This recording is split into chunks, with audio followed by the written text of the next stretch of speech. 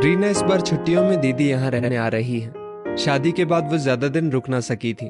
जतिन ने अपनी पत्नी रीना को इतना बताते हुए कहा, मेरी दीदी बहुत अच्छी है, उन्हें खुश रखना, शिकायत का मौका मत देना।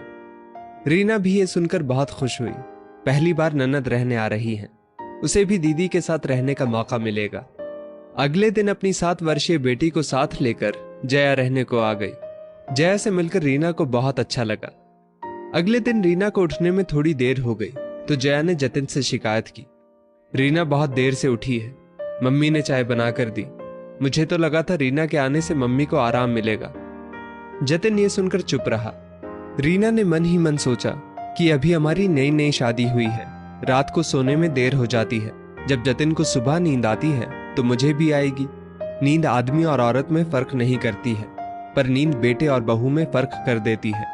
बहू को जल्दी उठना होता है और बेटे पर कोई पाबंदी नहीं होती। रीना अपने काम में लग गई, सबके लिए नाश्ता तैयार किया। पूरा परिवार साथ बैठा तो जतिन ने रीना को भी कहा कि तुम भी आ जाओ।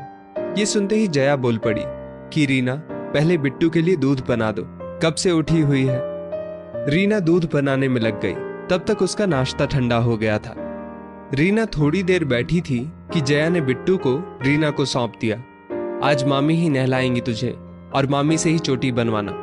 और खुद मम्मी के साथ पड़ोस वाली आंटी से मिलने चली गई। दोपहर के खाने में रीना ने सबकी पसंद की चीजें बनाई और सबने खाना शुरू किया। तभी जया बोल पड़ी कि ये क्या रीना, सब्जी में इतनी मिर्ची, बिट्टू कैसे खाएगी, तुमने कम मिर्ची की सब्जी नहीं निकाली। थोड़ी तेज आवाज सुनकर रीना सहम गई। वो मुझे पता नहीं था, सॉरी दीदी, मैं दूसरी सब्जी बना देती हूँ। जतिन 3-4 दिनों से यही देख रहा था कि उसकी अच्छी सी जया दीदी इतनी कैसे बदल गई।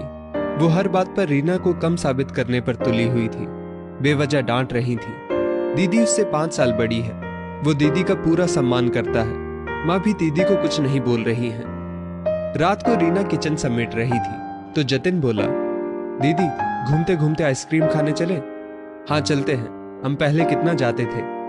आइसक्रीम खाते खाते दोनों घूम रहे थे। तभी जतिन बोला कि दीदी, मेरी शादी के बाद आप कितनी बदल गई हैं। नहीं तो, मैं तो पहले जैसी ही हूँ, तेरी जया दीदी। फिर आप रीना की प्यारी दीदी क्यों नहीं बन पा रही हैं? उसे बात बात पर डांटना और अपमानित करना ये तो सही नहीं है। वो मेरी जीवन संगिनी है, मेरी तरह आप उसे प्यार नहीं करती हैं, उसका मान नहीं रखती हैं। जया ये सुनकर चुप हो गई। उससे गलती हो तो आप उसे प्यार से भी कह सकती हैं, जैसे मुझसे कहती है। दीदी, मैं आपके जीवन साथी को, जीजा जी को पूरा मान देता हूँ, उनका सम्मान करता हूँ। अगर जरा सी भी कभी भूल हो जाती है तो आपको बहुत बुरा लगता है, तो उसी तरह आप मेरी जीवन संगिनी का अपमान करती हैं तो मुझे बहुत बुरा लगता है, बर्दाश्त नहीं होता है। जिस तरह आपके जीवन साथी की अहमियत है, उसी तरह मेरे जीवन साथी की भी अहमियत है। आप इस तरह का व्यवहार करेंगी तो रीना आपका कैसे सम्मान करेगी। मैं नहीं चाहता कि मेरी प्यारी दीदी का कोई अपमान करे। आप तो इतनी अच्छी हैं, समझदार हैं, आपकी कितनी तारीफ मैंने रीना से की थी, आप तो उसके विपरीत व्यवहार कर रही हैं। ये सब मुझे रीना ने नहीं कहा, मैंने खुद महसूस किया है। रीना अभी छोटी है, कच्ची है, छोटे परिवार से आई है, इकलौती बेटी है। मैं उसकी मम्मी बराबर सहयोग करती थी, यहाँ तक उस पर एकदम से सारी जिम्मेदारी डाल दी गई। उसे क्या पता बच्चे की देखभाल कैसे करते हैं, बच्चे किस तरह का खाना खाते हैं। मैंने रीना के सामने आपसे कुछ नहीं कहा, क्योंकि मैं यही चाहता हूँ कि मेरी दीदी का मान सम्मान बना रहे, पर साथ में ये भी चाहता हूँ कि मेरी जीवन संगिनी का भी सम्मान होना चाहिए। जया ये सब सुनकर निरुत्तर हो गई। मेरे भाई, तूने मुझे संभाल लिया, मेरी आंखें खोल दी। मैं भी और ननदों की तरह अपना ननदपना जता रही थी। मैं जिस तरह तेरी दीदी हूँ, उसी तरह रीना की भी दीदी बनकर रहूंगी।